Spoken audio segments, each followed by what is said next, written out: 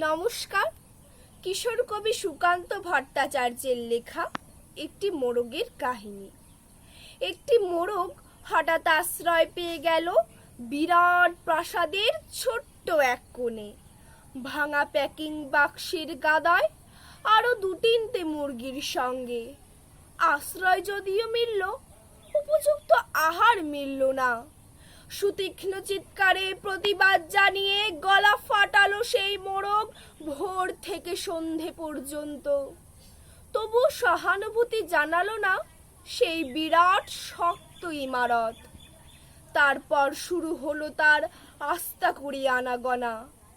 আশ্চর্য, সেখানে প্রতিদিন মিলতে লাগলো ফেলে দেবা ভাত রুটির চমৎকার প্রচুর খাবার।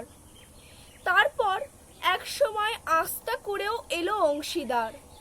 ময়লা ছেঁড়া ন্যাকড়া পড়া 2-3টে মানুষ। কাজেই দুর্বলতর মোরগের খাবার গেল বন্ধ হয়ে। খাবার খাবার খানিকটা খাবার। অসহায় মোরগ খাবারের সন্ধানে বারবার চেষ্টা করলো প্রাসাদে ঢুকতে। প্রত্যেকবারই তারা খেলো প্রচণ্ড।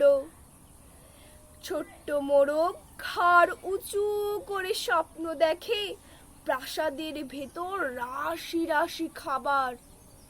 তারপর সত্যি সে একদিন প্রাসাদে ঢুকতে পেল। একেবারে সোজা চলে এলো ধবধবে সাদা দামি কাপড়ে ঢাকা খাবার টেবিলে। অবশ্য খাবার খেতে নয়, খাবার হিসেবে।